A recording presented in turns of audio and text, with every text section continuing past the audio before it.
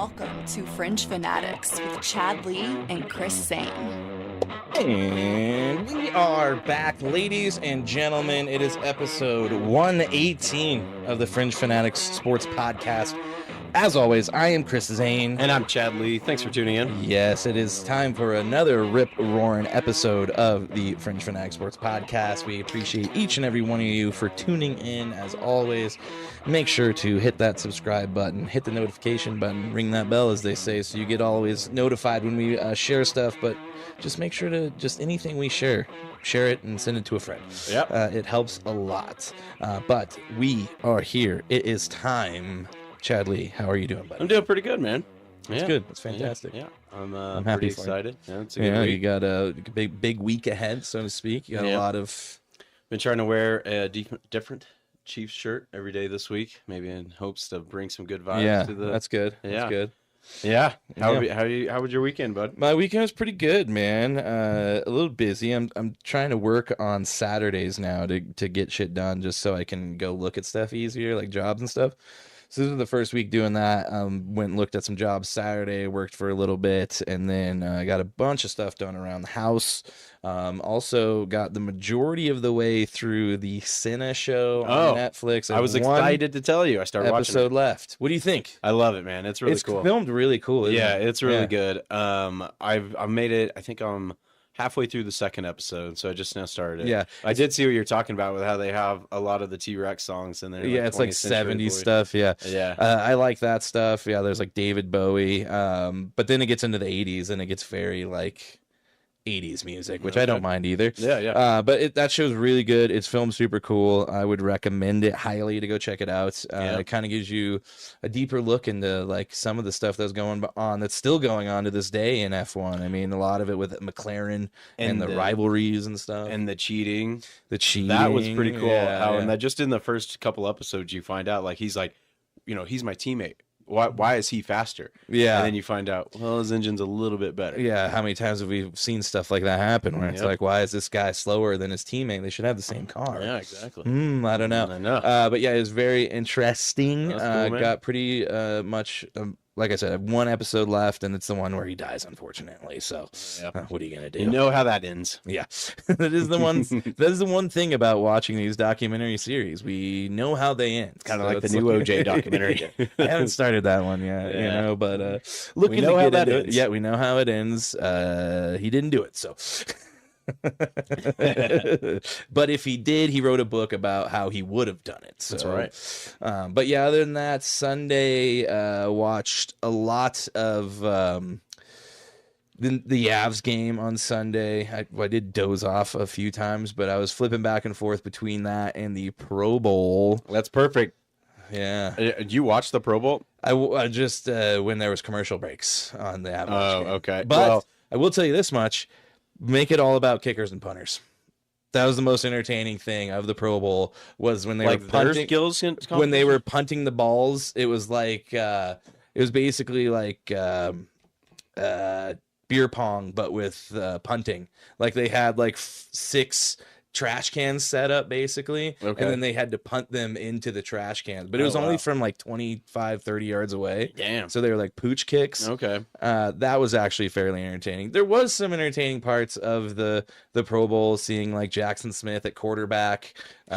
He was like, I'm never doing this again. He threw like 2 pick sixes instantly. He came in and it was pick 6, and it was like, all right. And then another one. Yeah, and then there was, who else? Was it James Cook or somebody was playing cornerback? Just a whole bunch of... Oh, no, it was Jahmyr Gibbs playing cornerback. And he got an interception. Oh, so sweet. That stuff's kind of fun, but in reality, it was the biggest field day event I've ever seen in my life. That's what I was telling the guys at work. I was like, that last day of school where they called it, like, in grade school, they called it like fun day. Yeah. Or field day Field for a lot day, of people. You're That's like ribbons. what it is. Yeah. Yeah. There's back races, super 3-legged races. War and everything. Exactly. Yeah. I was pretty proud of myself. I did watch 0% of it. I don't know, man. I wasn't interested. I don't like how they're just doing these skills games. I really wish that they were able to like motivate these guys. Do it with money, man. Like, let's say, hey, you guys Oh, are gonna they do. They race. get money. It's just not enough to make it competitive. Exactly. That's what I'm saying. Okay, we'll give you $10,000 and then, or whatever it's going to take to motivate them, and then we'll also match that to your charity. Whoever wins this competition. Like I don't think I watched a little bit of it last year, but this year I couldn't. But as far as the Avs game that you're watching, they beat the Philadelphia Flyers. Yes, they did. Let's keep beating on Philly. There you go. Yeah. But not this week. But not Blackwood, on Sunday. Blackwood, Dude, Blackwood back-to-back shutouts. back to back, man. I love the Avs post that was like, we're just living in it's Blackwood's world and we're just living in it. Yeah. It's weird that both of their goalies that they traded for are both named Blackwood. That is very super strange. weird. I didn't realize that. Or no, Scott Wedgwood and Mackenzie Blackwood. I'm Okay. sorry. Okay. Both end in wood. That was that it. would be weird. Yeah, they're brothers from another mother. A couple of Wood brothers. The Hell Wood yeah, brothers. man. How'd the rest of Sunday go? It was pretty laid back. I didn't do too much. Just getting ready for the week. I was trying to think. We haven't watched any more of Silo, but we have been watching a lot of Shrinking. Nice. Good You guys show. like it? Yeah. Dude, I think we really just got like into that show. second season. Okay, cool. Yep. And we were I'm not going to spoil anything, but we just finished it. We waited like a week to watch the finale because it's only the second season that's out, right? They and they're so short. They're only like 30 minutes, and so Yeah. we liked it so much. We knew we'd be so bummed out when it was over, and we were just like, God, I really hope they don't just like end it to where that's it. And I feel like after season 2, you don't have to worry. I feel like they're going to probably come back with the season 3. And so, we just restarted watching the season 1. Yeah, no, and it is a crazy show. Like, it's very funny, but there's like a lot of like holy Heavy shit moments. I mean, the whole thing with the guy from damn it, the soccer show With Ted Lasso? Yes, Ted Lasso. Who was in that? He's the guy who, spoiler alert, killed the mom. Oh, he's in that show? Yeah. He's Okay. in Ted Lasso. Yeah. He's like one of the best characters in Ted Lasso. Oh, cool. So I would, if you haven't yet, I would start watching that show because it is also very good. Yeah. Also very real moments, kind of very similar to Shrinking. But I've heard a lot of good things about it. but yeah, there was a real moment too because Meryl's dad was killed by somebody who was drunk. Wow, and there was hit like a home. moment when they were like really like going into that, and it was like, oh shit, Yeah. like You'll really like season 2 then. Yeah. Because they bring that character Lewis. He's very much more involved. Okay, yeah. But I mean, and it's just great because you just see so much of like Bill Lawrence's kind of like style. It's like Scrubs where there's a lot of silliness, there's a lot of quirky, and the dialogue is so, there's a lot of quips with it, Mm-hmm. but then there's a lot of heavy moments too. And when I introduced her to Scrubs, she noticed too, like she hates all of like the side things that when JD's like daydreaming. Oh yeah, his and crazy, all the crazy things. yeah. Like, dude, it'll go on for a while. She's like, this is a lot. And I hear it, and it was, but back then, Scrubs 20 is years way ago, more goofy of a show, for So sure. much more but goofy. yeah, there you You can know, see a lot of the. it's nice that Bill Lawrence kind similarities. of was like, okay, I'm gonna cut all that stuff out, just make it like a really good show. Yeah, no, it is really Yeah. good. So other than Nice. that about wraps up my weekend. What about you, sir? It was an eventful weekend. It was her birthday weekend. That's right. so- Happy belated, Hannah. Yeah. Left work early on Friday, thanks to the rest of the guys for covering me. And then I let her go shopping and everything. But her going shopping pretty much just means she buys stuff You're for home me. alone. Oh, really? No, Oh, yeah. I thought you just meant you were home alone. I for a long normally time. hate to, and when she goes shopping, I always stay home because I never want to go. Yeah, so I get this that. time I'm like, all right, it's your birthday, I'll go with you. So we went got Raising Cane's. Fuck, I love Raising Cane's. Yeah, they just built one over by us. I haven't gone yet. I need to. Are you talking? Which is it? Thornton? Prairie Center. They just built one in Prairie Center, so just up the road from here, kind of. Where'd you go? Oh, over there in Brighton. Yeah, by Yeah. like the Target Yep. and everything. We Yeah. almost thought about going to that one, but the outlets where she shops, it was right there. So Oh, the it ones was over there on 144th. That's the one that Yes. we went to. Yeah, it was awesome, man. My Like stomping I grounds. go to the sauce, and I'm just like, I go up to the counter. I'm like, let me get all the sauce. Yeah, It's just I so want good, man. Every sauce. So anyway, Drizzle me in sauce. yeah, pour it on me. So let her do some shopping and everything. Then I took her to Capitol Grill. Nice. Got all fancy and did that whole thing. I had a porcini steak. With the mushrooms. Yeah, you know what that Porcini is. That's cool. mushrooms, Yeah. yeah. So it's like glazed in the mushroom sauce, and yeah, it was just fantastic. It was a bone-in ribeye. Ooh. Yep, it was pretty Fancy. good. And then I had this drink called a yuzu highball. Mm. It was $19 for one.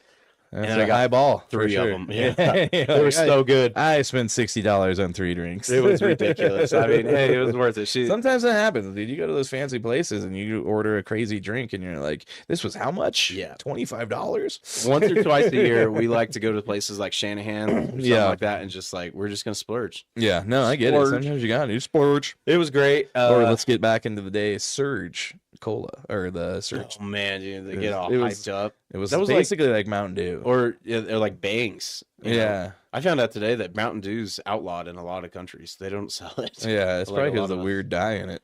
Or in a lot of stuff. Yeah, I mean, there's like 76 grams of sugar, man. That's fine. It's like this, sugar free, buddy. Yeah, Yeah, so Saturday was great.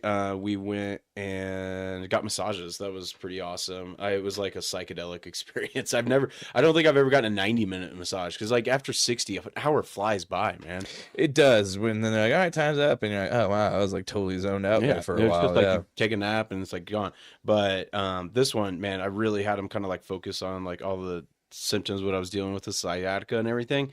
It really was like a hallucinogenic experience because they just hit these like spots where it like And you're hurts just like, kind of. And then I'm like, oh, it also feels good. And you have to take your mind to a place of like, okay, let's just get through it. And you know, there's going to be a relief. And I definitely feel better afterwards. Stillwater Wellness right down the road on 104th, actually. Oh, okay. Yeah. Shout out to them. That was awesome. That reminds me of Almost Famous. I think that was the name of the band. Oh, Stillwater. Stillwater, yeah. Nice.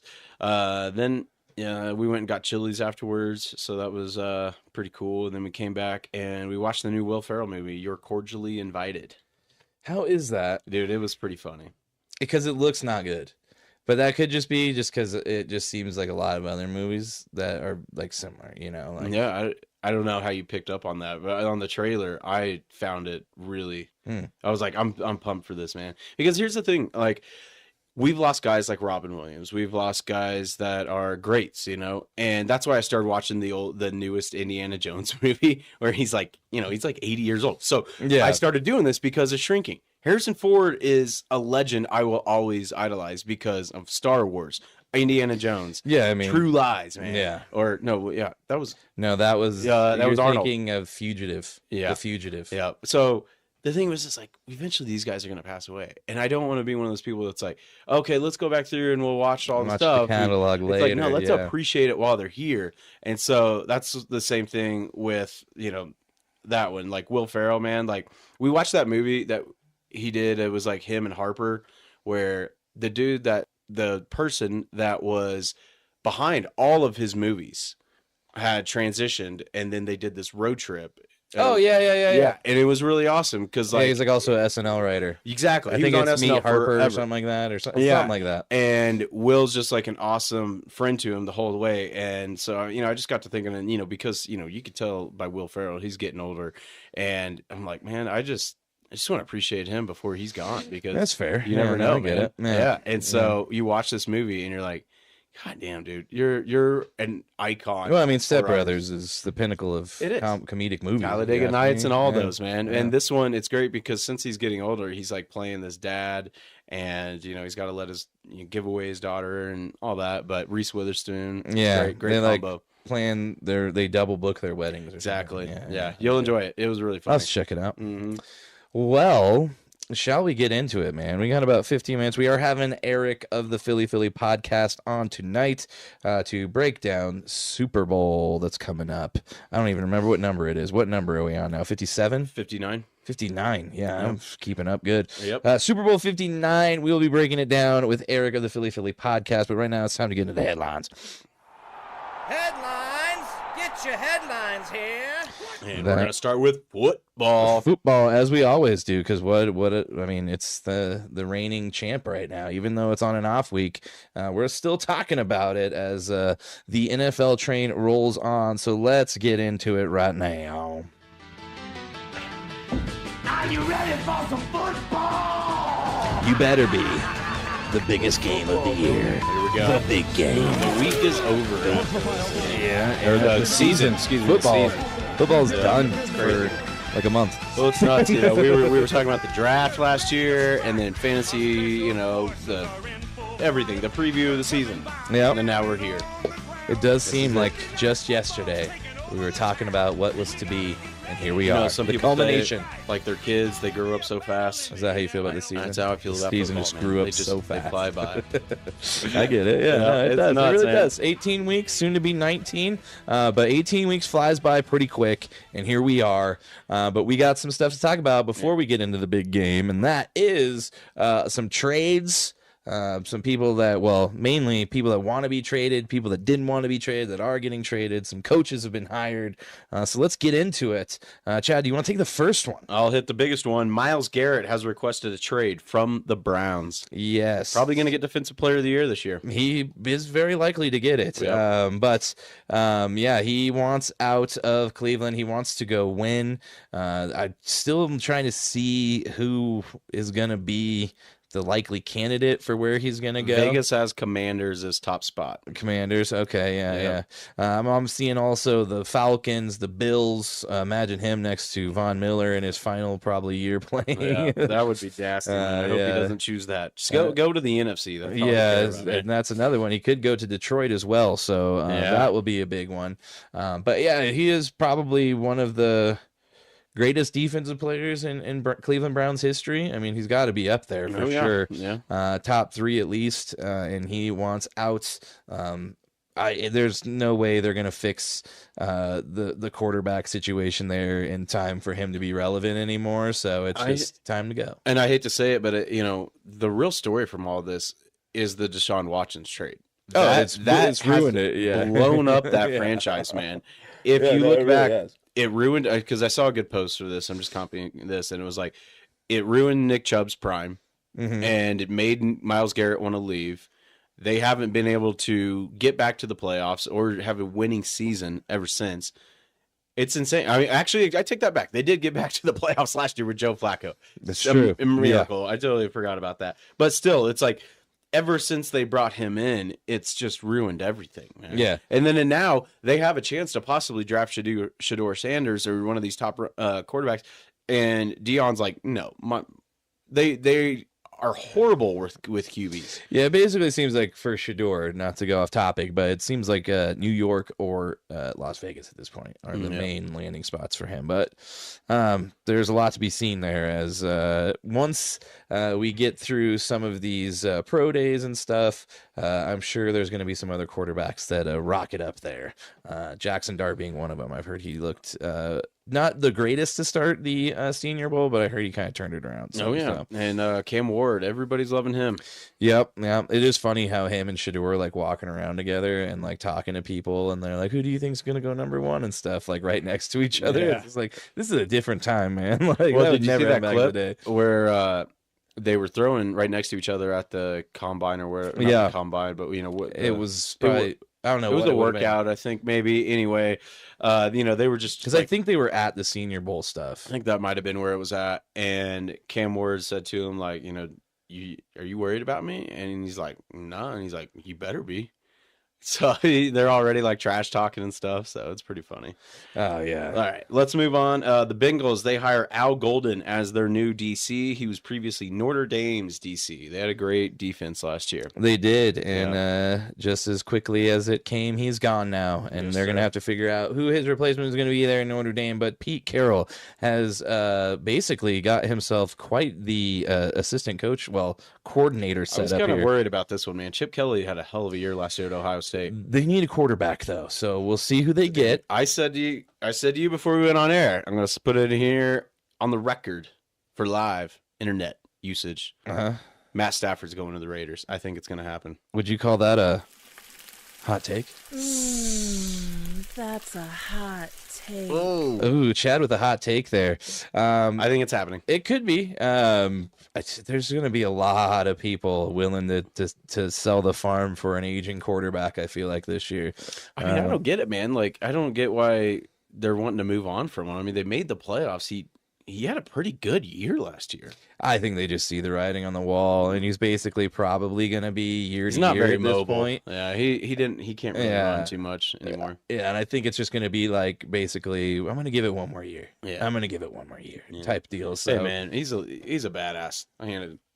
yeah, hey, He you threw know, like 3 no-look passes in that. there's that playoff time game. it was one of the coolest NFL films mic'd up moments when he like separated his shoulder, and it was like mid play, and then he goes back in, and they're like trying to get him to come off. He's like, no, fuck that. He goes back in and just throws a bomb with the shoulder that's all messed up, and he's just like, dude, Matt Stafford he's He's a the beast. dog, man. He is the dog. Especially out there in Detroit when they sucked, like he got annihilated. I think he was probably one of the most sacked quarterbacks I during bet his so. tenure there. Yeah. So, but yeah, it's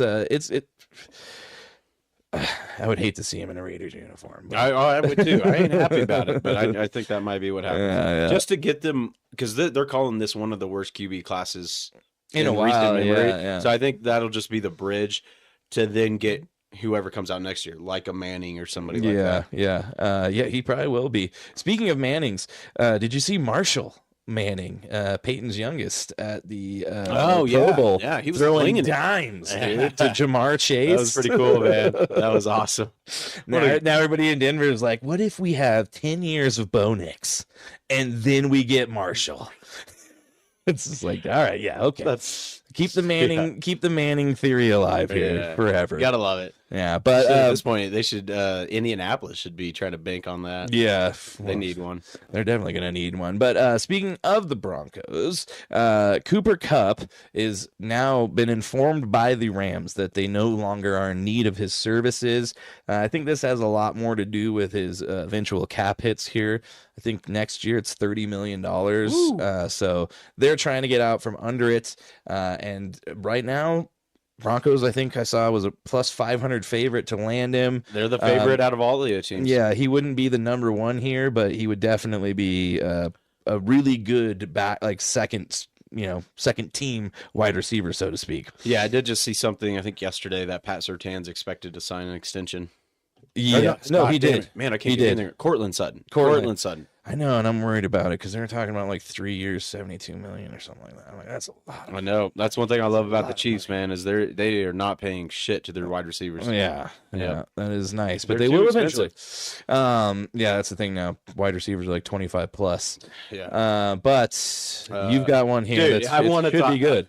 Yeah, I didn't watch any of the media day. I just figured I would catch the clips on Facebook and Twitter afterwards. And I think my favorite parts, like always, is Jameis on Fox. Yeah. So as everybody knows, Fox is the network doing the Super Bowl, and they hired Jameis Winston to basically be this like media reporter asking these guys He's questions. like correspondent. He's gonna like giving people like his best places to eat and stuff during the Super Bowl. So he was asking these guys questions, and then afterwards he would hand them a cookie that was a win, so they would eat the win. This guy is just hilarious. I mean, he needs his own TV show.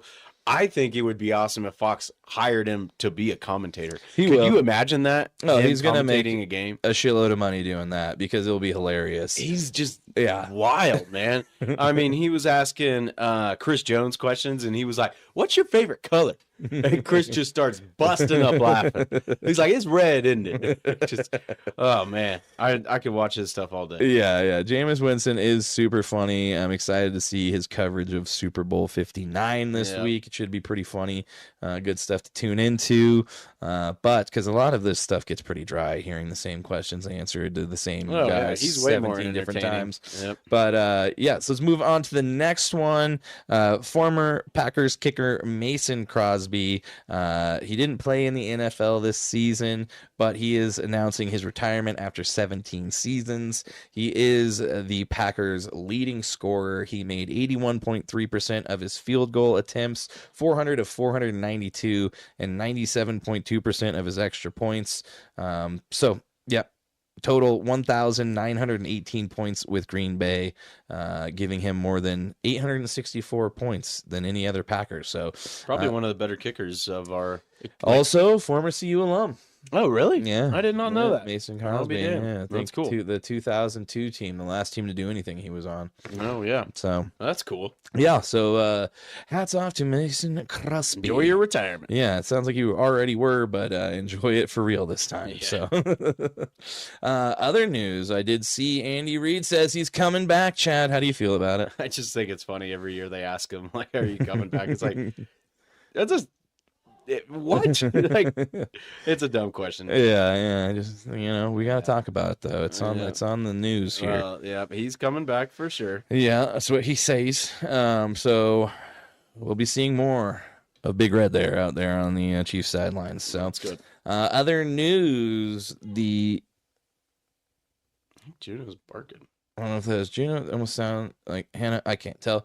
But Vegas is expecting a big betting boon this weekend, as they are saying $1.39 billion will legally be bet on the Super Bowl. So I bet so. Yeah. bunch of money going in and out of Vegas. Hopefully some of it goes into your hands. I hope you guys make a lot of money on the over-under of the national anthem. So, well, none of that will be my money. I have not bet on like the last any of the Chiefs Super Bowls. I don't like doing that. come on, dude. No, Josh even tried to get me, like, Josh the driver. He was like, dude, let's, because I owed him $20 from the last UFC match, and he was like, let's just roll it over to the Super Bowl. I was like, dude, I am way too emotionally invested to do this. I don't want to, in case they lose, like, also owe money too. Yeah, Right? and then be extra pissed. Yeah, Like, damn it, exactly. now I owe someone money too. Dang it. Even worse, man. No, I'm good. I don't like doing that. Yeah, I get it, man. Yeah. It's hard to bet on your team, especially to win and stuff. I have It's been one on- thing to do props. Yeah. It's one thing to do, over under yards, shit like that. Yeah. But it's tough when you're betting to win. It's puts a whole nother onus on the game. Should we cover the daily dogs real quick before? Yeah, let's do it. Let's get into the daily dog. Daily. Hit yours. We're going right. Women's NCAA basketball. I'm doing the whole team right here because The this whole was dang pretty team. cool. Everybody saw it. They retired Caitlin Clark's jersey the other night. I believe this was Sunday night. Let's see, the 2nd. I remember when it was. happened. That would be Sunday, yes. Yep. All right. So, yeah, and then they had the USC number 4 Trojans come in there, and Iowa really just wanted to honor Caitlin Clark getting her jersey retired, and they upset. Juju Watkins. Oh, That's what yeah. I'm trying to think. Juju Watkins and the Trojans.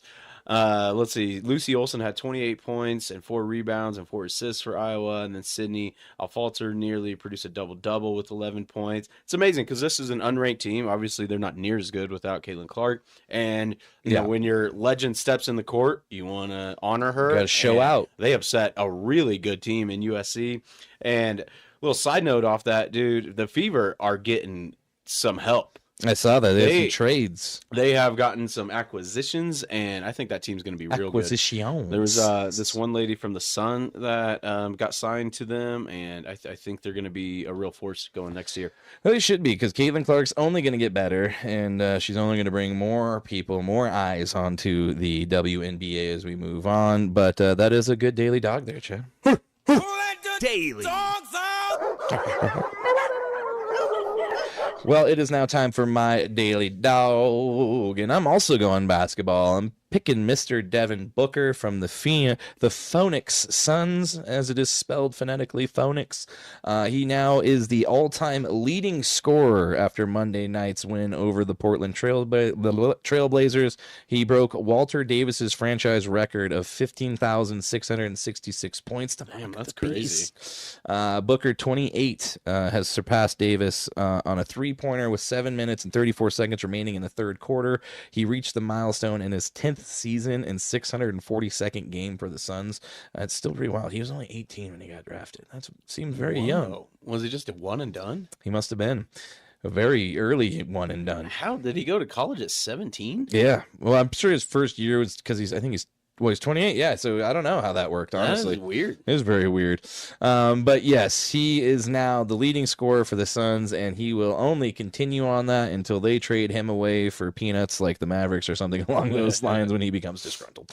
But also, big news, kind of on the Suns, they might be trading KD back to Yep. the Warriors. It's the Warriors are really trying to get KD. Yeah, it's weird. Yeah. Well, I've heard that they're just calling every team about their all-stars. I think Yeah. they're really trying to go all in. They want to get Steph as one help. more, yeah. Even though Steph is like, no, don't blow up the team. But They're gonna.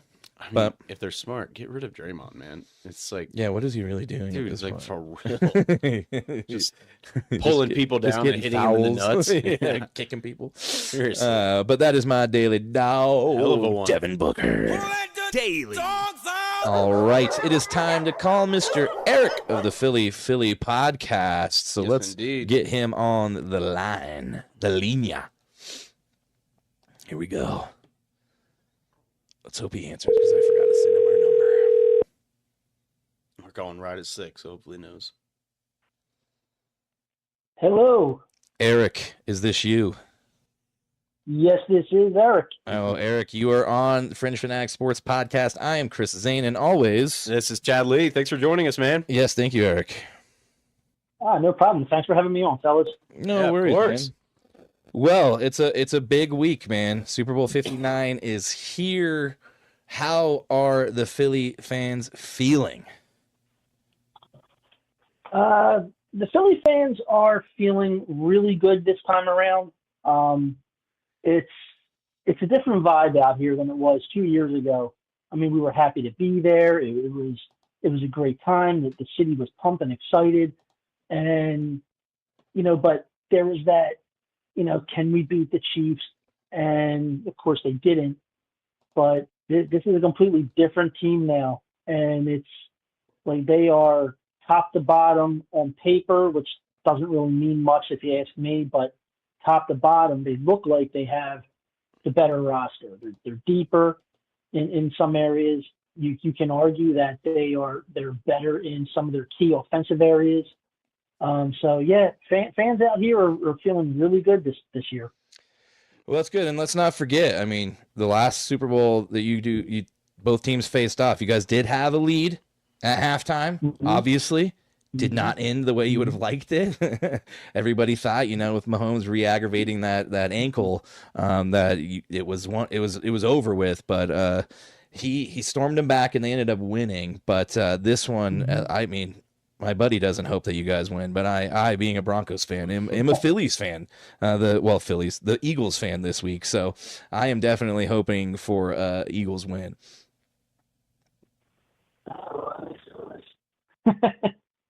Oh, we missed that last part. What was that? You almost sounded underwater for a second. Sorry about that. I'm fighting off a bit of a cold. I said that makes two of us right now. Yes, definitely. Yeah. Yeah. Well, hey, let the Chiefs guy. you're good. So Chris informed you that this is a little bit of a Super Bowl preview show that I am a Chiefs fan, right? Yep. Awesome. I got it. Cool. Okay. So I would have to, somewhat agree, definitely, that you guys have a great roster. I think when it comes to the offensive line, the running back, obviously, you guys got us beat there. It's great because I think we match up really well. You got the number one scoring defense in football. The only way I think that we kind of tip the scales is our coaches, and there's the stat where this is the 5th rematch of head coaches in the Super Bowl. And in those other 4, the coach that won the first matchup is 4-0. Those coaches are. Yeah. But, this is the 5th time. Having go 5-0, that's going to be tough. But let's get into the meat of it a little bit, man. I mean, I think the recipe really is going to be run Saquon. What do you think? Yeah, I agree. He's going to be your bread and butter. The season he had was absolutely amazing. I don't think anyone could have imagined that his full potential behind an actual offensive line was going to be something like this. So he's definitely something that the Kansas City defensive scheme is going to have to be very aware of. This is part of that where I said, like, this time around, it is way different. Like, our running game 2 years ago in the Super Bowl versus KC was not like this year. So he definitely brings a different intangible to the way the Kansas City coaching staff on the defensive side of the ball has to game plan. I agree. I mean, this is a stat that parlays into that a little bit. The Chiefs' run defense splits are pretty mind-blowing against 11 personnel. Anytime the Chiefs are going against 2+ tight end sets, they are ranked number 3 in yards per carry and number 7 in efficiency rating. Versus 11 personnel, they are number 24 in yards per carry and number 17. It leads you to believe that with Philly basically running that 81% of their snaps this postseason, that they are definitely going to be attacking the Chiefs' weakness, so to speak. Oh yeah, I agree with you 100%. They're going to exploit that, or try to exploit that, I should say. And you would think that they may be successful, but you never know. You just never know with football. Like literally any given Sunday, 1 minute you are on top of the world, and then the next you're wondering what happened. Yep. Yeah. So that's the fun thing about football. Like, it's definitely the fun thing about football. So it's going to be interesting to see how that plays out. It's, oh God, I don't even know how to say it, but it's on my end of it, like as a Philly fan and someone that is for the most part covering the team to the best I can. This is magical. This season was a magical season, and we're motivated to bring a second Lombardi home. We're motivated to hopefully stop the Chiefs from being the first team to three-peat. So it's going to be fun. I can't wait. Yeah, it should be a good one, man. I mean, these two teams are amazing. I mean, you can't just gloss over the fact that you guys put up 55 points on the Commanders, who earned their right to be in the NFC Championship a couple of weeks ago. And, on that very first play, you see the offensive lineman, I believe it was Jordan Mailata, pancake 2 Commanders defenders and also A.J. Brown. And so I think that's going to be the key there. And Chris brought up a lot of good stats. However, the Chiefs are, I believe they were like top 3 in yards per carry, and their rush defense is like top of the league, if not like first. Mm-hmm. And so that is their best trait. Obviously, the Eagles, that's their best trait, is running the ball. So it's best on best. Mm-hmm. And that's what I like about this Super Bowl is it's like 2 immovable forces. Which one's going to budge? And, we've seen where the Eagles have gotten criticized because of the passing game. And then what's Jalen Hurts do the very next week? He'll light a team up. If they need to pass the ball, they can. I mean, they got A.J. Brown. They got Devontae Smith. And Dallas Goedert, man. I mean, he had a hell of a game last against the Commanders. Yeah, Jalen gets a lot of flack for the passing game. And we don't need him to throw for 300 yards and 3 touchdowns week in and week out. Like that's not his game. He is a dual threat. He's mobile. He can run the ball, and all you need him to do is not make mistakes. That's all you need, which is key. No mistakes, no turnovers, and he's done a really good job with that this year. Where he's gotten blasted for that in the past. And rightfully so, because he would, in key moments, he would cough the ball up. Hence, going back 2 years ago to the Super Bowl. Yeah, that fumble. I mean, some people don't want to say that caused them the game, but it really did in a sense. It was it was a 1-2 effect with the PI call at the end of the game. So it's definitely a factor. Oh yeah, if you take out that fumble, I mean, there's a good chance they win that game and he's MVP because I mean that's probably the best performance from a QB in all of the Super Bowls. And on that drive they were marching down, and I think it was 14-10 or 14-7, and they could have gone up 2 scores with that. So that's just it. These turnovers, they can sway a game real fast. The Chiefs, they didn't have a turnover for a long time until that last week. It was just kind of like a fluke thing with that little RPO from Mahomes. So, We'll see. How about some of the injury statuses? You know, we saw where Cam Jurgen was just doing a little bit of having to deal with some back tightness in that NFC Championship. Is this extended time over the 2 weeks? Is he kind of recovering from that? Yeah, he still is. He's still recovering from that, but it seems like everything's pointing to him being available for the game.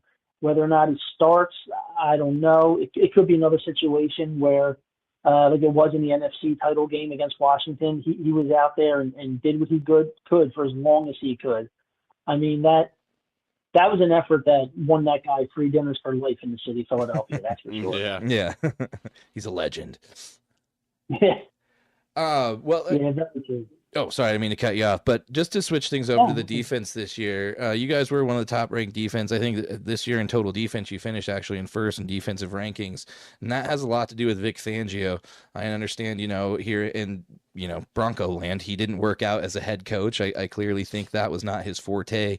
But as defensive coordinator, or just helping out on the defense at all for that matter, as he's done, some consulting stuff for teams the year before. He's definitely turned this Eagles defense around, and we've seen just his style of defense has kind of been what is now predicated to stop the deep shots of offense, and he's kind of now known for taking that away from the NFL as a whole, as everybody's copied him. If this year doesn't go well, even if it does go well, it does kind of sound like Vic Fangio may be going out the door. He's getting up there in age. Do you think there's going to be a significant drop off if, say, you guys do win or you lose and he does retire? Well, if he does retire, it definitely would be a drop off. I mean, considering the fact that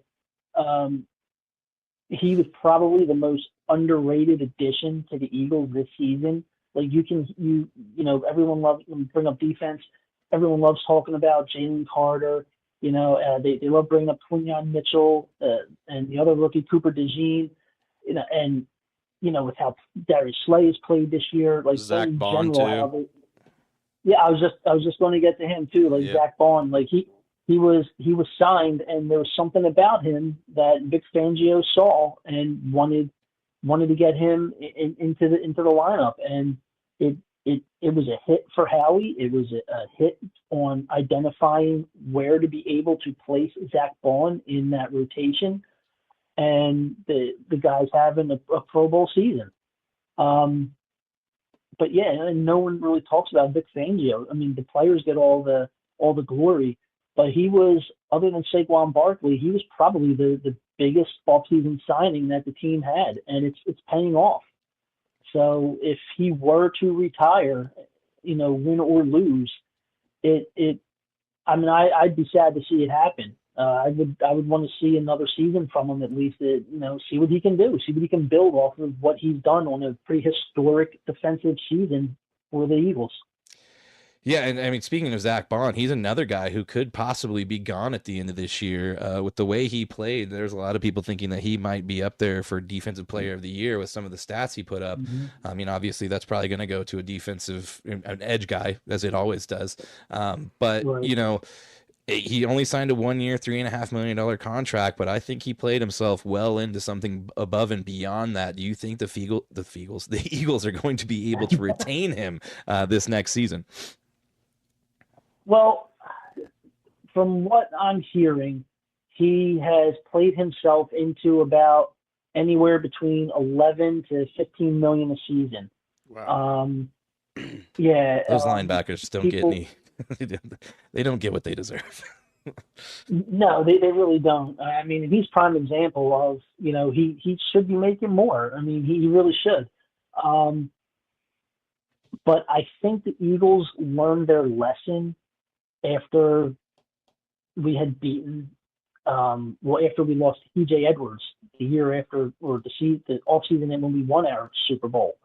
They didn't even extend an offer to him, and for a while there, they were, as always, they were in linebacker limbo. They were like out there floating in the world of nothing, and they just had people out there for bodies to try and make plays. So I think Howie learned his lesson the last time around, and I really think that he's going to make a hard push to keep him.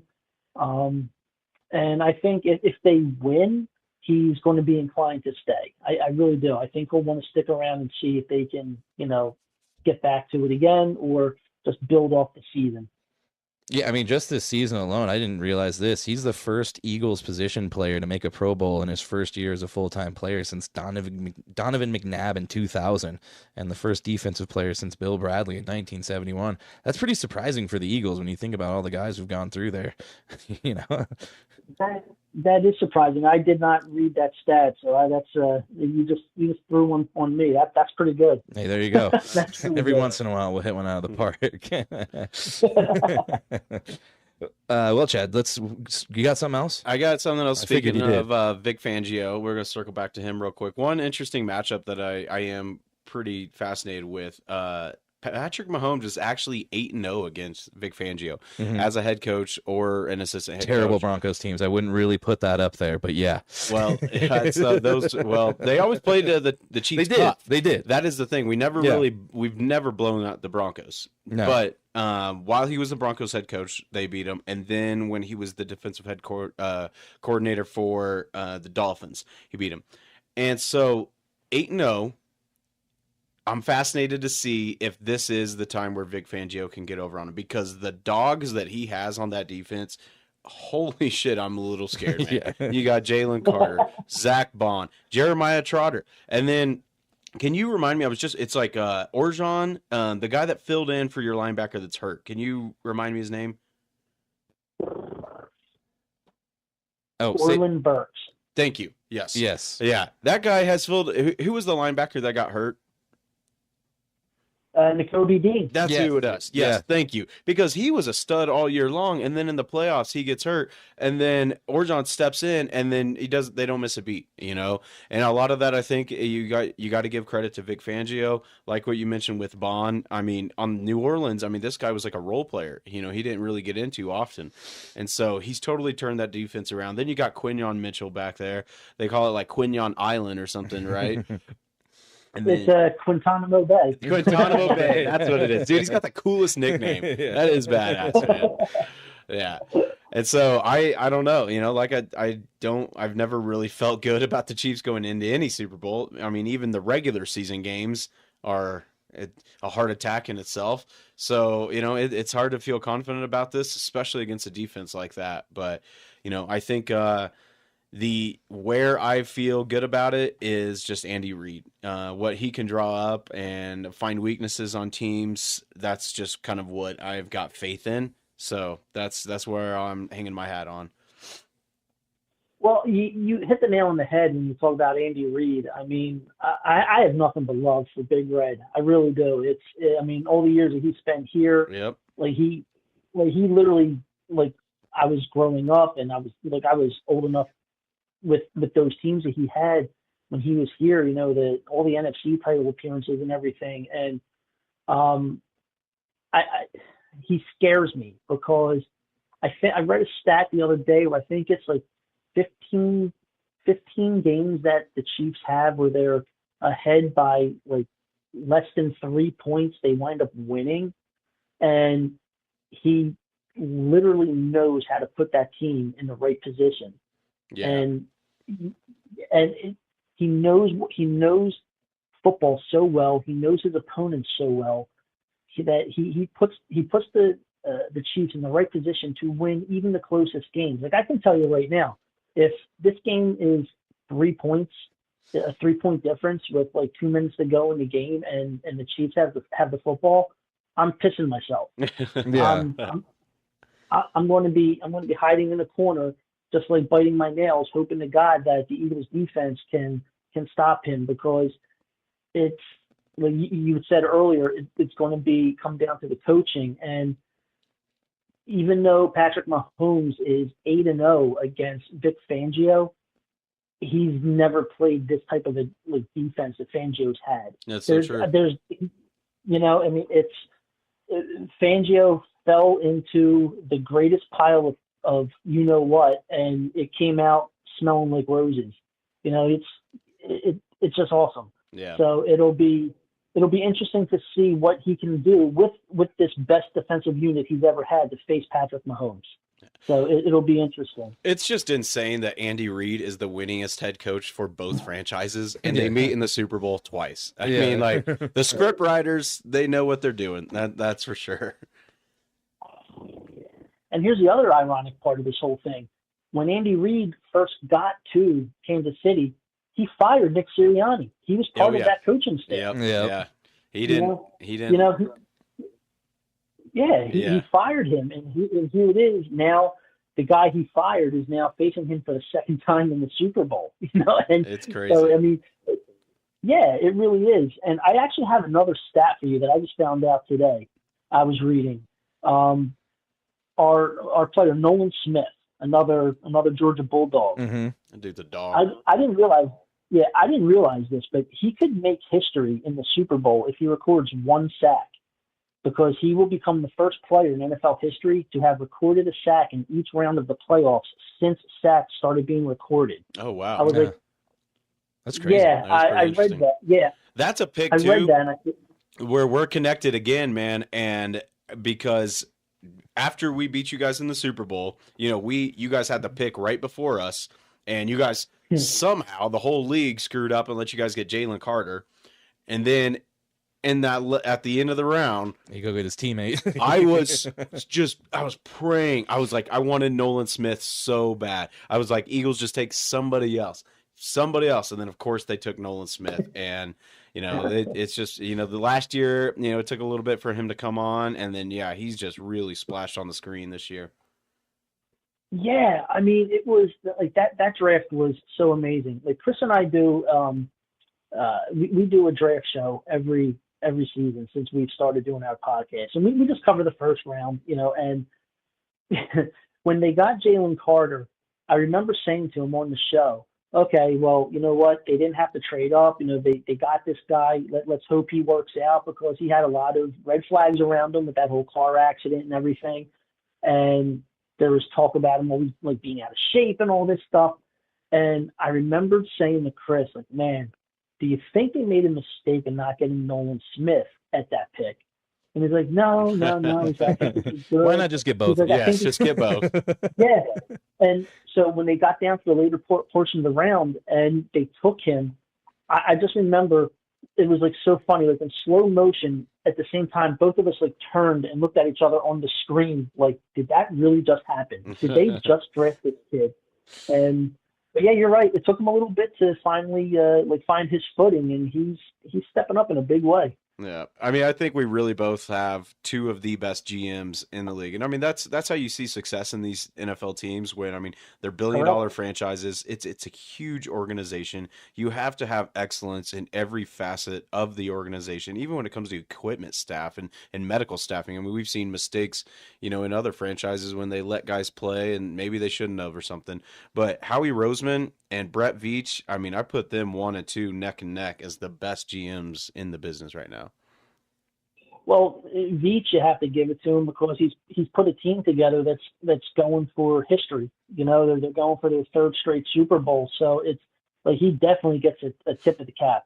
Then you look at the flip side of things, and I mean, for a while there, Howie Roseman used to get killed early on for his lack of being able to identify talent, and he was kind of muddling along, and he was doing his thing, and then they brought in Chip Kelly, and Howie got pushed to the other side of the building, and he comes back with a vengeance. I think he's the first GM to actually have put together 3 different Super Bowl teams in his tenure. Wow. Yeah. Like he's and like recently with his draft picks, he and his signings, he's really dialed in. Like Man. He's been hitting them out of the park with his draft picks lately. Yeah, well, like Chris and I joke around all the time. It's like, what do these other GMs think? Like when you see the 215 area code pop up on your phone for a trade, like you know it's Howie Roseman. Like, why are you picking up the phone? He's going to fleece you. He's going to pull the wool over your eyes somehow. And I'm like, I don't understand how these guys deal with him, but somehow he works his magic and he does it. And I mean, well, your free agent signings are what they are. They're proven people, but he Yeah, You got AJ Brown. He's turned. Yeah, Yep. that was another fun draft show we did where Chris like jumped up screaming. I think that's the one where he fell out of his chair when the pick was made or when it was announced. Well, I don't blame him. Yeah, because that was a good one, man. It's just amazing. You know, I've said the same thing with how Buffalo keeps trading us guys that benefit us. You know, with Mahomes and Xavier Worthy. Right. Like, why do these guys keep doing it? You would think eventually, if they saw, you know, the Kansas City area code or Phillies, they'd be like, okay, no, we're not going to keep helping these guys out. Yeah, I mean, like I'm looking at a stat right now where that like the highest passer ratings when targeted in the Super Bowl since 2018.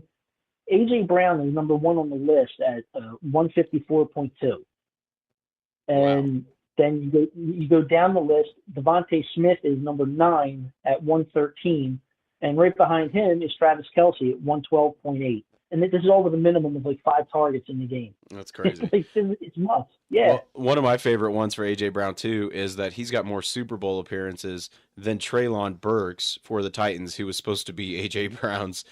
Treylon Burks receiving touchdowns, and that was supposed to be AJ Brown's replacement there in Tennessee. Yeah, exactly. Didn't really pan out. No, it really didn't. You know, and it's oh, man, like I remember I was happy when the Eagles got Alshon Jeffrey. You know, I thought, oh my God, this is going to be so awesome. You know, I was like, and that paid off. Yeah. And you know, and AJ Brown to me, like just his physical style of play and how he takes care of his body, he actually reminds me a lot of Terrell Owens. Oh, And, big time. Yeah, I like, can see that. Yeah, I mean, he's just ripped, you know, and he takes such good care of himself, and he is so dedicated to playing. And I get great vibes from this guy. Like him and Jalen have such a great connection. Well, and his mental fortitude as well by reading that book, Your Inner Excellence. You know, I think that says a lot right there. It does, you know. You know, which that made me laugh because I was like, all the cameras in every stadium around the league, not one camera picked up on him reading this book except for that one game. But then it was like a week later, someone did pick up a couple pictures of him at another game like the season before. He's reading that book. I'm like, you gotta be kidding me. Now all of a sudden they see this book. I'm like, this is. Hey, the author's happy about it because I know his book went to #1 on Amazon after that week. And he's got a sequel coming out. It did. Yeah. Inner Excellence 2. did. Let AJ Brown read your book on national TV. Have him be the guy that does the audio version. Yeah, that's what he needs, AJ Brown reading the audiobook. You're right. Oh man, so funny. You know? Well, yeah, hey. but that got. Go ahead. I'm sorry. No, you're good. I was just gonna say, Eric, man, I'm really super pumped for this game. I'm sure you are. It's gonna be amazing. Maybe next year, if there's another rematch, we'll be down in Media Row doing it. Keep bumping up our podcasts. And before we let you go, I want you to plug your stuff. But before you go, you know, we were pretty civil and neutral in this little discussion here, but we can't end it without having a little fandom here. So I believe there's this Eagles chant that the mayor kind of messed up. Maybe you can kind of correct her on it. Can you do it for us? You want me to do the actual Eagles chant? Yeah, let's hear it, man. You're in a place where you can. Don't do it if you're out in public. That's true. Yelling. Well, I'm in my office right now, and I think if I do it, my wife is going to be like, "What the hell is happening upstairs?" You But can give us a quiet I will one. definitely.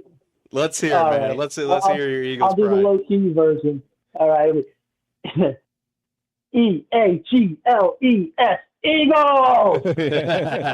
There you go. There you go, man. And I'll give a how about those Chiefs? All right, man. Hell yeah. Well, it should be a good game nonetheless. There's going to be a ton of money bet on it. Hopefully, we all make a little pocket change off this game. But let's hope, above all else, that it's a good game. That's the main thing we want to hope for. No blowouts. Let's hope it's a good game. That's right, man. And hopefully, you know, we can circle back and discuss it. Maybe recap it here in the future. You know, I'm sure we'll have a lot to talk about. Yeah, man, absolutely. I know Chris is always down for a meet up, and so am I. So it's awesome. Cool. Hell Can't yeah, wait. man. Well, go ahead and plug and tell everybody where they can find your podcast. All right, everybody that's listening, you can find us. You can hear the audio versions. They come out usually a day or two after we go live every Wednesday night at 9 o'clock on the Old City Sports Network on YouTube. You can find us on Facebook. Our tag on that is at CEV Sports Talk, but just look up the Philly podcast and you can't miss our logo. It's literally like the best one out there. And then, like I said, you can find us on Apple Podcasts and Spotify. We're good to go. Awesome, man. Awesome. We'll definitely be tagging you guys as well.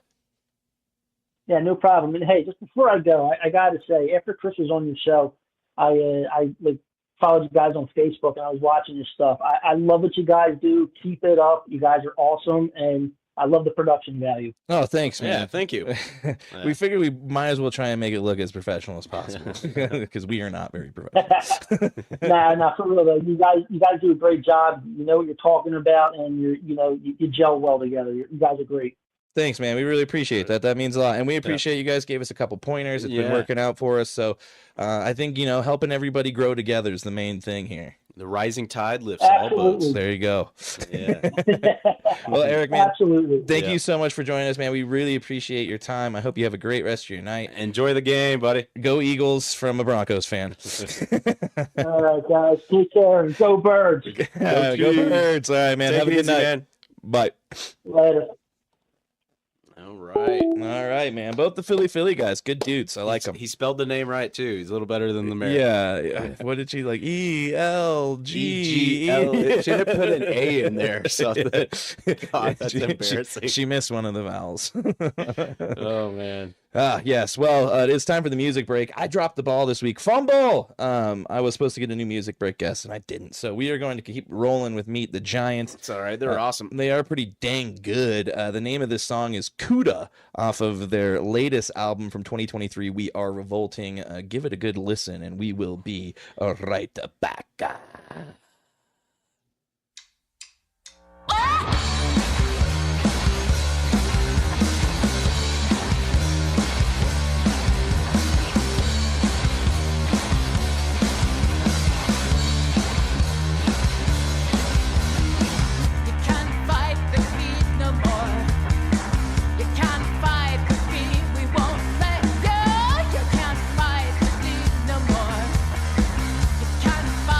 Free.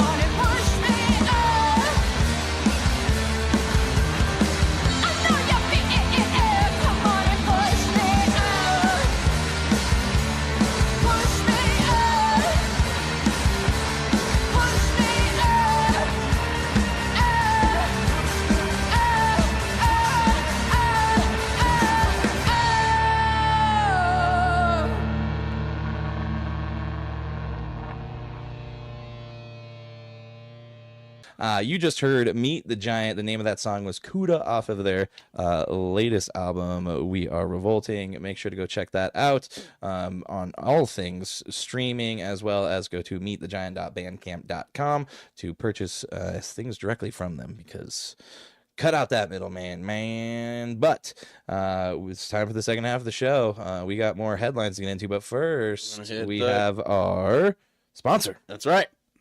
SDO Collectibles. Yes, SDO Collectibles, your premier source for all things collectible, from Funko Pops all the way to any sort of collectible trading cards you might be on the lookout for. Yes, indeed. And they have a show coming up March 22nd, 10345 Park Meadows Drive. Man, that keeps doing that when I put my phone on there. I'm going to do right here. We're going to move that. Lone Tree, Colorado.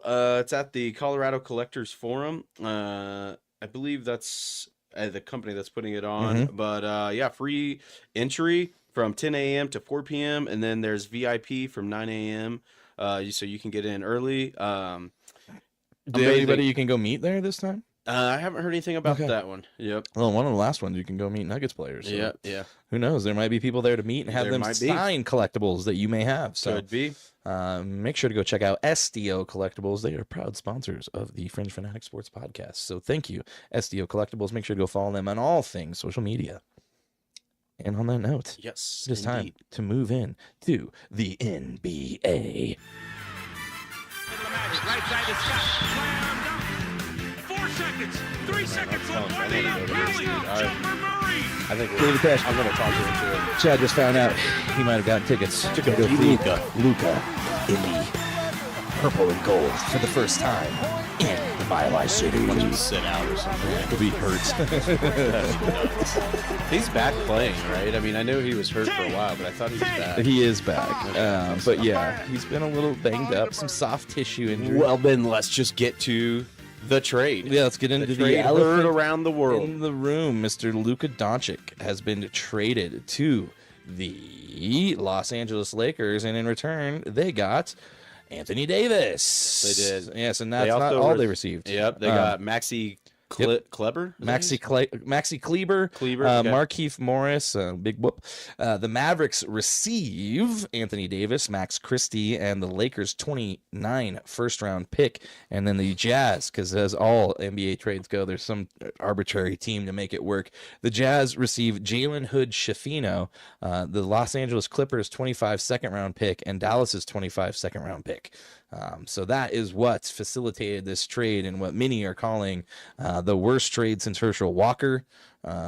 It goes on and on. There's a lot of trades you can probably compare it to, but it has blown up the NBA. Players all around are mind blown whenever they're asked about it. It's wild. Jokic was just like, yeah, I talked to him and he's pretty tore up. He just wants to be with his family right now. So today was the presser, and I watched PTI after work, and Windhorst was on there, and he said Luka is seething. That was his words. Oh, his dad went off on the team on that podcast. He just went off, talking about disrespect, hypocrisy, all this stuff. But in the presser, Luka looked very just distraught. He didn't smile pretty much at all. And then when asked if he had, so the question was, I believe, maybe Chris can correct me on this, if he was going to deny the Supermax extension. Yeah, they basically asked, were you going to turn down the Supermax? And he just laughed and said, no, not at all. Yeah, that's $350 million, I think. Which he just lost out on $111 million. Is that how much it was? Because he can no longer sign a Supermax contract. So they effectively kind of pulled the rug on him, and I get, there may have been issues. A lot of people are talking about his weight. He's weighing 270. People are talking about drinking too much. Yep. There was the video after the Western Conference Finals when one of the front office people came up and took a beer from Luka's hand. That was the GM. Everybody's like, oh, that seems to kind of... Was that like a precipice to that there was already a drinking problem? Who knows? Yeah. But needless to say, it blindsided everybody. According to LeBron, he knew nothing about it. That's a lie. I think it is a lie. There's no way. None of this gets done. I found out about it at dinner. Like, come on, dude. You're like GM 2.0 over there with the Lakers. No way. It's Pelinko than you. And the news in the presser today, Pelinko said that he asked Nico to stay silent on it. by not, when this whole trade was happening, I believe, when did it happen? Friday night? Isn't that where you texted yes, me? it was Friday night at like 10:30. Yeah, that's right. That's when it landed. Yep. And so they, Palinko asked him to stay silent on it for like trust issues, because if anything got leaked, it could be a really bad PR look. Well, they were worried about Luka's team coming in and making basically making a case, making it worse, saying like, well, this is all they're offering. Yeah. Like, who else would offer more than this? And there'd be plenty of teams that probably would have offered a hell of a lot more than just a first round pick and a supermax player. Well, so Chris informed me of something too I wasn't aware of, that Nico Harrison and Rob Palinko go way back. Yeah, they were involved with the getting Kobe, with Nike, stuff like that.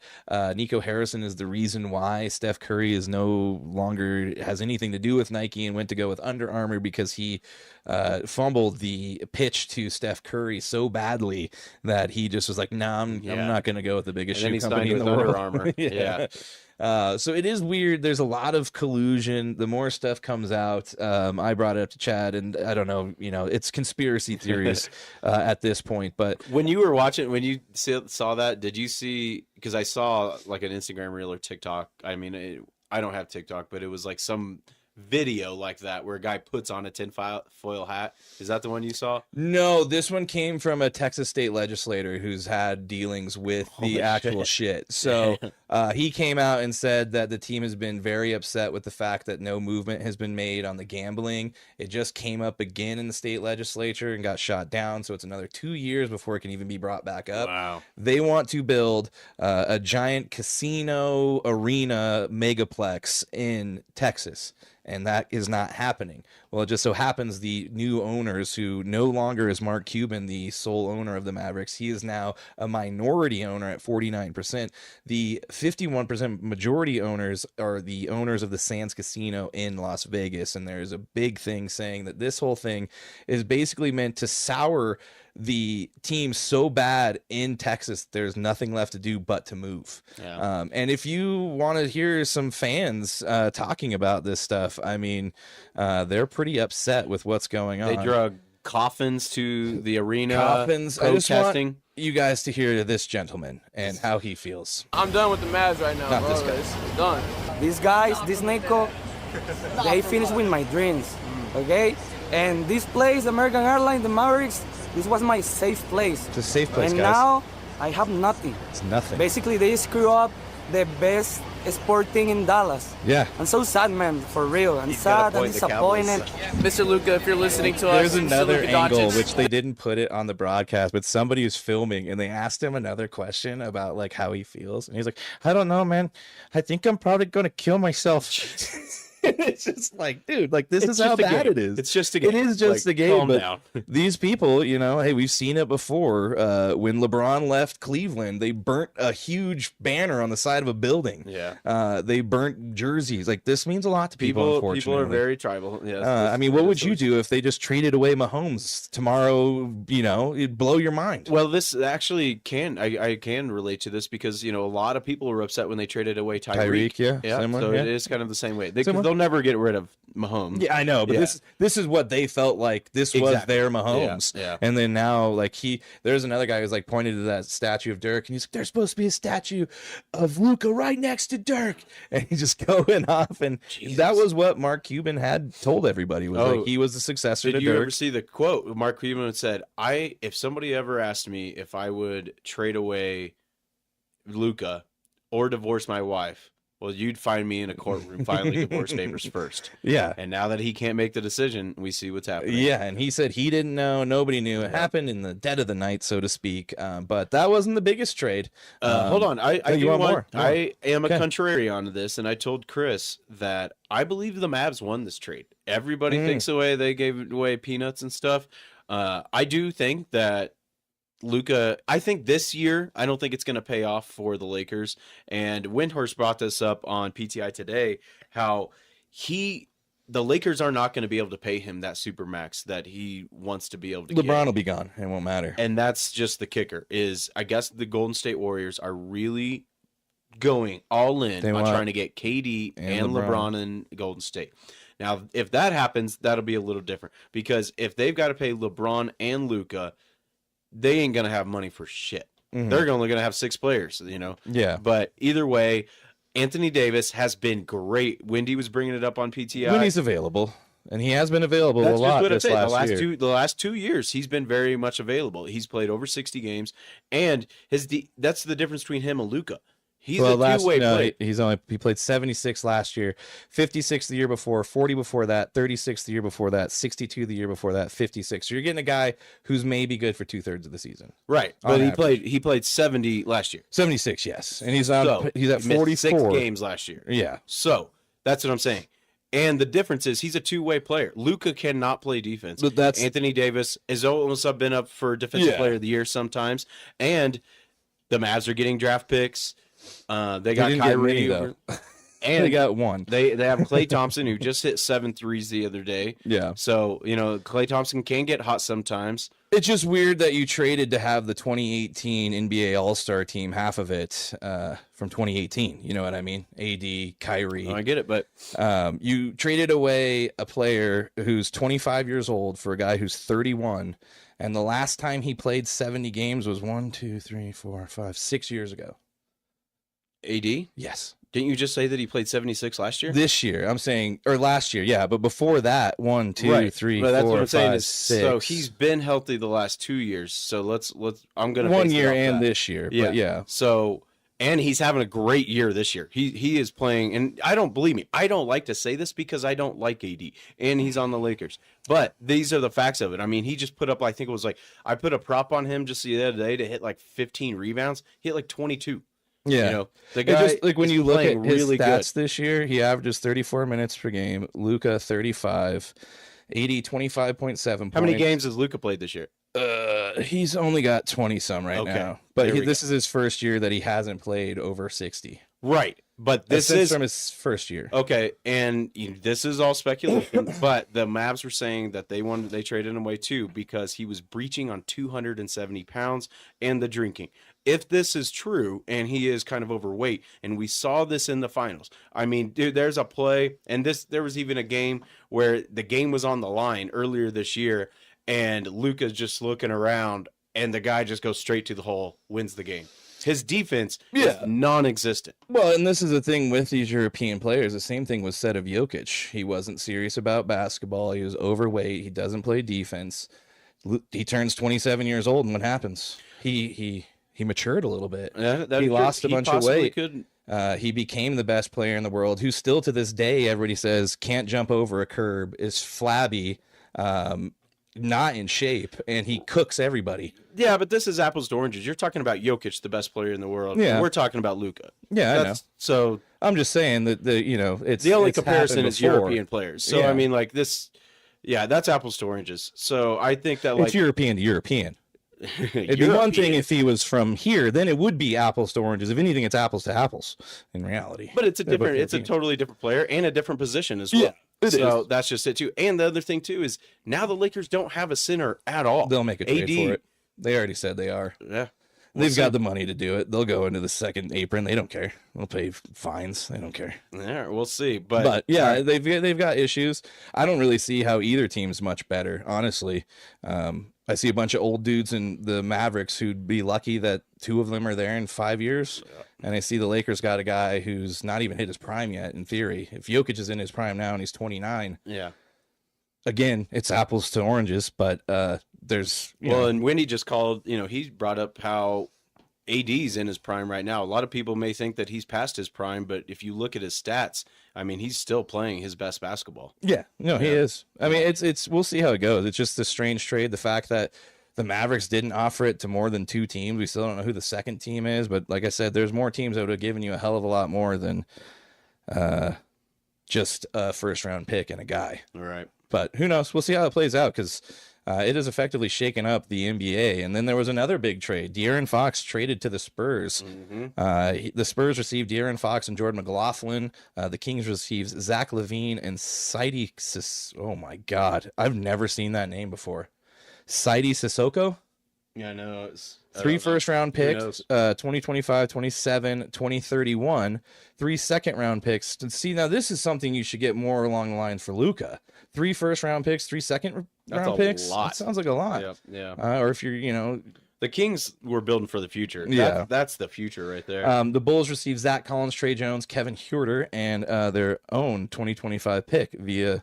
So they traded their pick back from the Spurs. That's crazy. Can we just have that back? Yeah. I think we want that actually.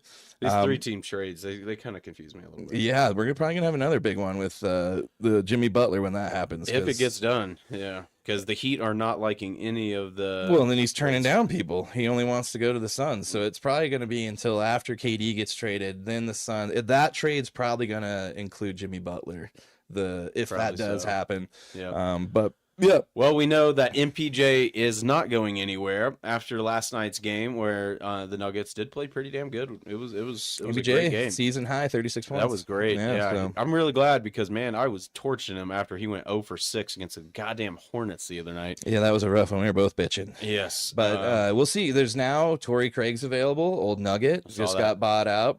Brucey B is going to probably get bought out by Bring 'em back. Toronto. Bring them all back. You Yep. know what I mean? But yeah, we'll see. The Nuggets do need to make some sort of bench bolstering trade. I don't know what they can do now. If they're not going to offer MPJ, you're not going to get anything for Dario Saric as he hasn't done a damn thing. Peyton Watson's hurt for a month. Peyton Watson knee for a month. Russell Westbrook's Westbrook- hurt, and they think the injury is a little more serious than they. I haven't heard originally expected. anything. I was hoping it wasn't like an ACL after they said No, it was serious. but this morning it came out that it's a little more serious than they originally expected. Yeah, and in other Nuggets news, big win for regional sports networks Oh, good as call. This is the huge. Altitude Sports Network has made a deal with the largest cable provider in Colorado. They now are on Comcast. Starting tonight, actually, you can watch the Avalanche game at 7 o'clock versus the Canucks.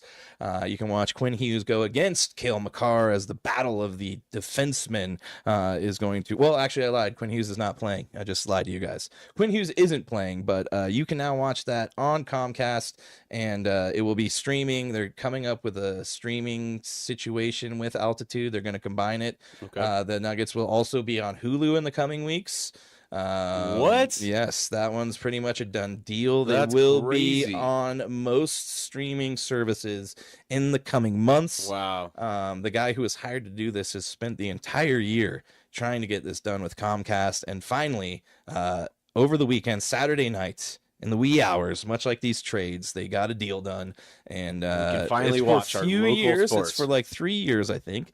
But yes, the almost 6 year drought of no Nuggets or Avalanche or Mammoth or Rapids in Colorado for one of the biggest. I think Comcast is like over 90% of Colorado uses Comcast. So We use DirecTV. whoop, whoop. Yeah. Yep. They never got rid of it. But big news for regional sports networks as, that's going to be a battle that rages on with streaming and stuff. And these, cable companies not seeing the viability of just very, what am I trying to say here? Convoluted regional sports network that only works for like one area and a little bit of the surrounding areas. They just don't see it as a viable option to make money. So let's hope this is the beginning of this, because there's a lot, especially the MLB has a lot of work to do getting back into Well, it's also TV. a bad look right now that they just had an umpire get in trouble because his friend he was sharing a sportsbook account. They just with somebody. shared the sign-in, dude. They shared login information, okay? It's a pretty big deal. He didn't bet, okay? His friend was using it. Come on, man. There's a lot of balls called. I know that. All right. Yeah, that was interesting. Yeah. Real quick, none of this. We're going to digress just a little bit. We didn't cover it last week, but this is really cool. The Pinners, even though they're billionaires, they are doing nice things here in Colorado. Oh, yeah. There was a lot more than I thought, actually, when I read the story.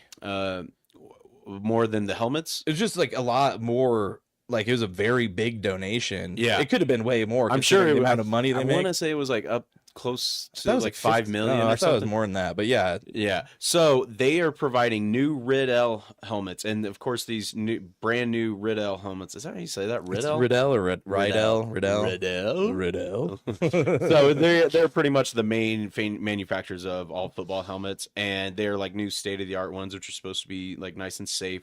They supplied them to every high school in Colorado. Every single high school got brand new helmets. It was a few $1 million worth. These helmets are supposed to have a lifetime of 10 to 15 years, I believe. Wow. So there's going to be many generations of Colorado high schoolers that will have the pinners to thank for keeping their brains from being scrambled. Dude, I by just shopped at CTE. Walmart today on my lunch, actually. Yeah, you can't help it. Dude, you the know? barbecue chicken.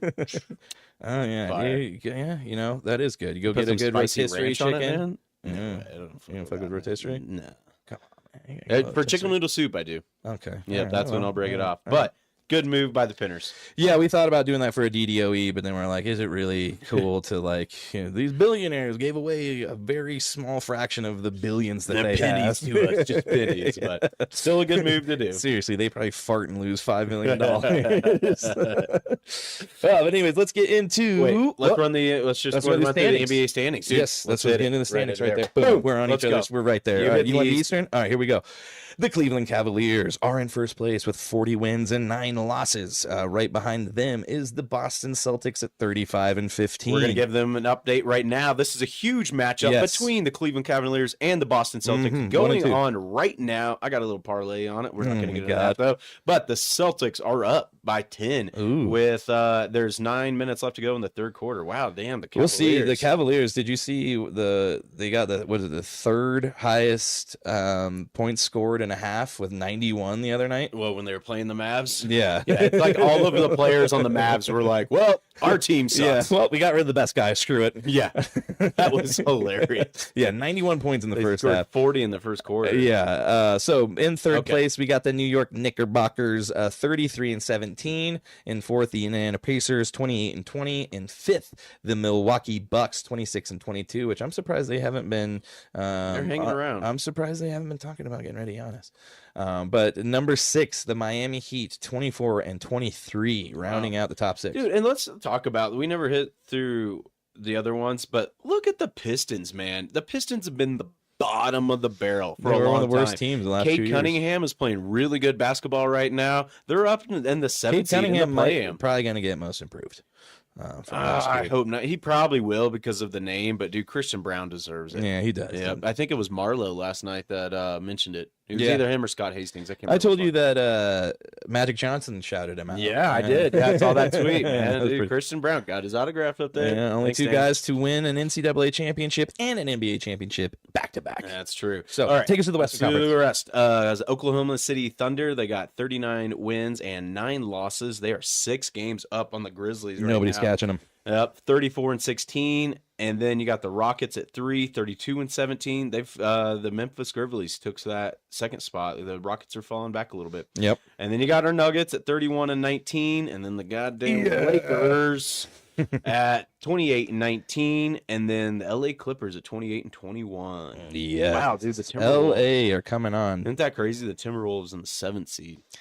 But the Nuggets can't beat them. Nope. They got their number. Let's just hope that the Nuggets are like, we're not showing you nothing till the playoffs. That's what I'm hoping. That's what we're hoping. All right, we're going to touch on the NHL real quick, and then we're going to hit some UFC. I just got a couple things in the NHL. We got Ovechkin watch, and we've got someone got Bash brother suspended. that keeps getting in trouble. Yeah. It happens. It happens. People get excited. This guy's a repeat offender.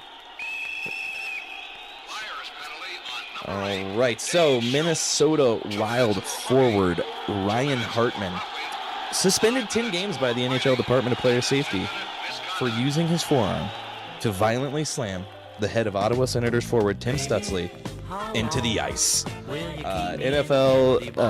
NHL Player Safety Department said this was not a hockey play. No. Did you see the play? Yeah, it was on a face-off. It was on a face-off, and the guy, the puck gets lost, and he just kind of tries to hide it, but takes his forearm and just slams the guy's head into an ice. Yeah, cut his. It split his eye open over. He got an eyebrow. Yeah, but the ice is hard. Yeah, because I guess he was playing the puck because it was a face-off, and then Ryan Hartman just was like, "Yeah, he's looking down."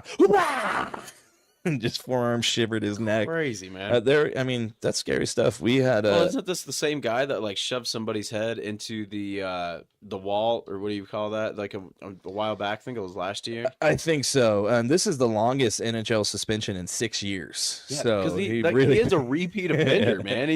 like I said, he's a bash brother. Yeah, he is. He's a good old bash brother. I mean, there was I can't remember his name now. There was an Avalanche player who had his career ended on the ice by a guy who was fighting him, and he went down and like kind of turtled, and that guy did the same thing, but like right on the ice, and broke his neck, and the guy never played again. Jesus. They were talking about actually like charging that guy with assault. Wow. Yeah. That's nuts. So yeah, it can get pretty serious out there, Yeah. man. These It's- hockey guys. well, the ice is not like even the basketball court is a little softer. Yeah. It's hard. But, like the ice is Your head will solid. bounce at least a little bit. Jesus. Tim Stutsley, though, went and got stitches, came back in, and finished the game. That's a hockey player for Man, you. that's badass, dude. They're different. They're just They so really different. are. They're different. They're a different breed. All right, we need. You know what I was thinking the other day? We need to find like I don't know. I want to find a good soundbite for the Ovechkin watch. The Maybe like Ovechkin watch, a siren yeah. or something. Yes. Well, that's decent. Yeah. That's it.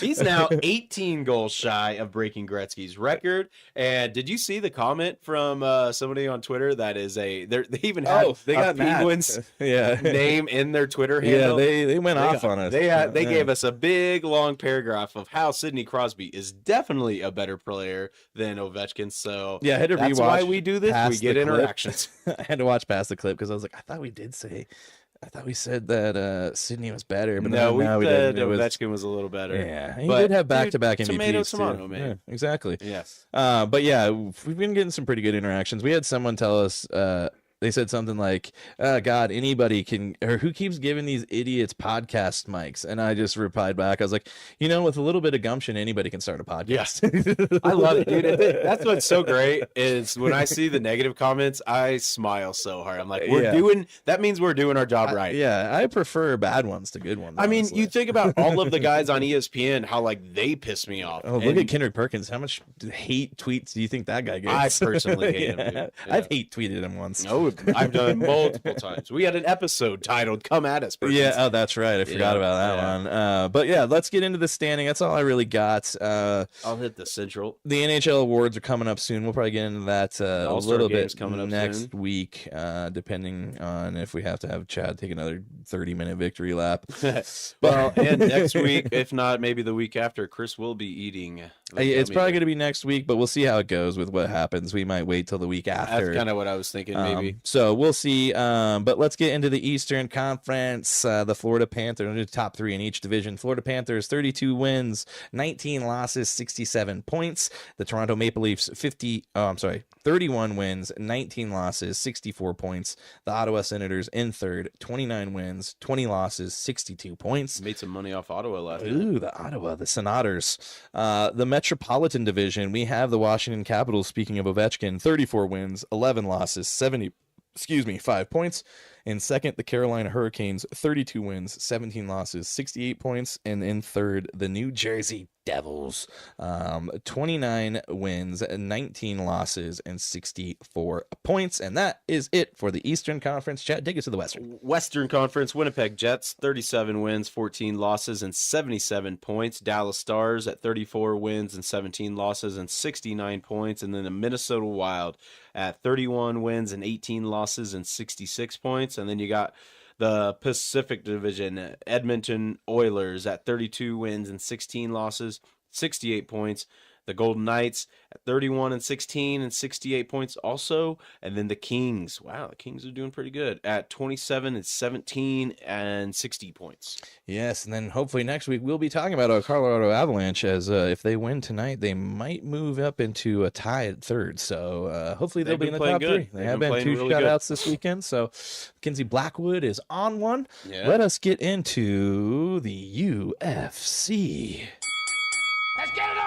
Let's get it on, Let's Chad. do it. Well, right. I think this last weekend we might have watched. I text Chad after it happened. We might have watched the end of Israel Adesanya. I don't know. Yeah, he lost to Imanov. I don't think that was a good look for him. He tried to pull the Alex Pereira too by being like, No, he step waved away. off. He kicked me in the nuts. I'm good, and then he got knocked out. Yeah, then he got knocked out. It's like, you're not Alex Pereira, man. No, you definitely are. So that was it was a little bit of a bummer. I mean, And then that Shara guy, the one eye guy, he got lost knee to in the face. by Michael Venom Page. Yeah, Yep. couldn't see it coming. Yeah. I guess. MVP was actually Michael Venom Page was actually asked. I saw this today about possibly fighting Alex Pereira, and he goes, "No, that guy scares me. I don't want anything to do with him." Yeah, I watched a replay of him.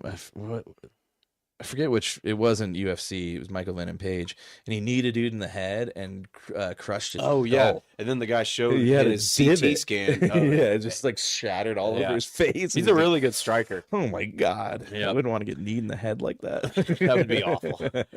I like watching UFC. I don't want to get punched. Got a lot of respect for But, these guys. So they will be in Australia. Australia UFC down under, mate. 312, and they're still catering to America. Goddamn right, number one. Uh-huh. And they it will still be in our time zone. So Mountain Standard Time, 8 o'clock is when the main card starts. We're just going to cover the top two, the co-main events and main event because We got a rematch. Yeah, the rest of the card Not very good. Really, too Don't know enticing. half the people. Nope. All right. So the co-main event, we got Zhang Wei Li, a legend in the women's strawweight division, going up against Tatiana Suarez, who is the number one contender. 11-0. Yeah, good matchup, right? Wow. But Zhang Wei Li, she's a tough one to fight. We've always seen some great fights with her and Joanna Jędrzejczyk. So expect for her to battle. Wow, she is actually the underdog at plus 102. I mean, Yeah, that's kind of she's lost a few here in the last few fights. right. That is kind of crazy. Well, I think she's defended the title twice since regaining it. But yeah, this Tatiana Suarez kind of seems like the real deal. So hopefully we see a good matchup there. All right, main event. This is crazy. This is a rematch of Dricus du Plessis versus Sean Strickland. The first time they fought, a lot of people said it could have been Sean that won it. It really could have gone either way. It was a great fight, but Dricus decides to defend it, and it will be in Australia. So I bet he's from South Africa, so I'm sure we'll have. Actually, now that I take that back, I remember Sean Strickland defeated Izzy in Australia, and as you can imagine, the Aussies love him. Yeah. So I bet there'll probably be more for They don't him like than them Dricus. Kiwis, That's what they call the people from New Zealand. Yeah, well, Kiwis. Dricus is from South Africa, but I'm sure they Isn't just technically don't like him. Adesanya from South Africa too, or where is he from? No, so he is born He's in from Africa. Nigeria, Yeah, but and then he moved to New Zealand, Yeah. and then he called Australia home too because he kind of moved there, Yeah, okay. He's all around. over the place. All right, but this is going to be amazing. We know Sean Strickland always delivers an amazing fight, constantly moves forward. Dricus is a guy that is a lot bigger than a lot of people imagine. He's just solid. Just totally thick. solid. Yep. He is also a guy that Thick like a Snickers. kind of just will go in there and lay his body on the line. He was interviewed recently and said, I expect to go in there as if I might die every single fight. And you got to be a guy that's willing to go in there and basically put your life on the line. And so, Put it on the line. being that morbid, I think that might play a difference, but I'm sure Sean feels the same way. So I expect a really good fight. Dricus is the favorite at minus 198, and then Sean's at plus 164. I got my money on Dricus in this one. Yeah, I mean, obviously Vegas is thinking that same thing. Yep. Depending on where you look, I'm on Wager Talk. They have it at minus 205 to plus 180. Whoa, wow. So yeah, they're basically saying you got to bet $200 to win $5. One interesting little tidbit here: Sean Strickland will have Alex Pereira in his corner. Oh yeah, that is interesting. Well, I've been seeing a bunch of videos of them because they're like sparring partners somewhat, and then I've seen a lot of videos of them joking around. Mm-hmm. There's a video of Strickland wrecking a scooter. Yeah, wrecking his bike. Yeah, he tried like getting off of it. And he fell. he's like, oh! And then Pereira goes out there and makes fun of him. Yeah. So that's cool. I guess that's a like kind of one of the fairly odd couple, so to speak. I know, you wouldn't those expect two that. guys to be friends, but Sean actually warriors. said, I think just recently or yesterday or something, that Alex Pereira hates Dricus du Plessis. I don't know why, but he just kind of went into how much he hates him. So I'm sure he'll be very motivated to coach Sean up. But we'll see. Unfortunately, I won't be able to catch this one. We'll be at Comedy Works. Ah, yes. Yep. Comedy Works. It's Yep. the Kill Tony. Is that the one? We'll be watching Ari Matty, who is famous for from being Kill on Kill Tony, Tony. Yep, Yeah, the Estonian assassin. Yes. Yep. So we're looking forward to that. That should be a good one. Yep. Well, that about wraps it up for UFC. It's that time of the show where the man, the myth, the legend himself, Mr. John Daly, grips it and rips it and hits it hard, man. Yes, sir, indeed. Daily. That's not it. Son of a bitch. One of the dailies. He's a daily dog always.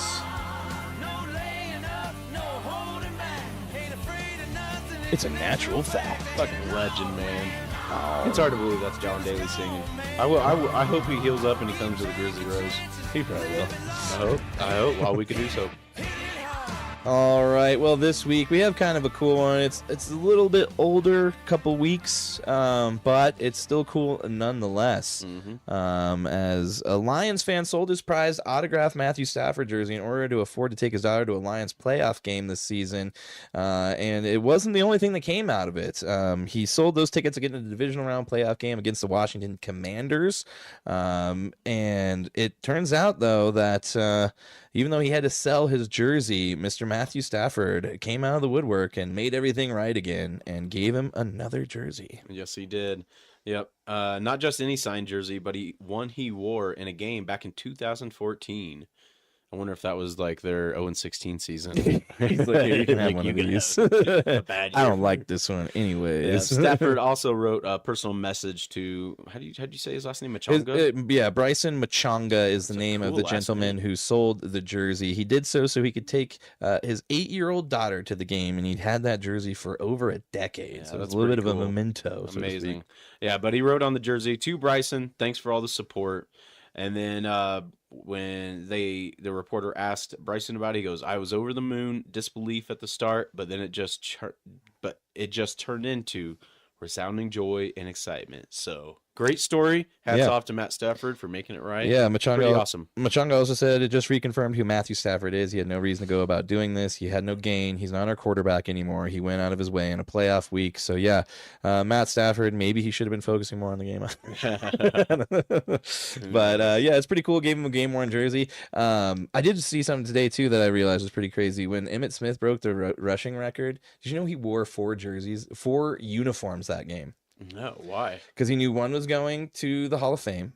He knew Jerry Jones was going to want one. He wanted one. And then there was another one that he knew was going to go somewhere else. So every quarter he wore an entirely new uniform. He had 2 sets of shoulder pads, and they were putting jerseys on. Holy and cow. then throwing the jersey and the shoulder pads on him. He'd wear that for a quarter. He'd take his shoes. He'd go take his pants and his jersey off for the second quarter, put a new one on. Oh, wow. Just so they could give one out, because he's like, I knew I was going to get screwed. Well, that makes sense too, because I watched one of those Peyton's places, and I guess Emmitt Smith is like he really covets his memorabilia, where he's got a football, I think, of every touchdown he's ever scored. Yeah. He showed his garage, and it's just all of these boxes. It looks like a hoarder's house, man. Yeah. It's nuts. It's like, that's 90, that's 91, that's he just 92. pulls out all these different footballs, and it's like, dude, what are you going to do with all these? You don't even have them His displayed. kids are going to never have to work again. No. They probably already don't, but they really aren't when they sell all that stuff, That is because true. once he passes, there's going to be a lot of memorabilia out on the open market. So,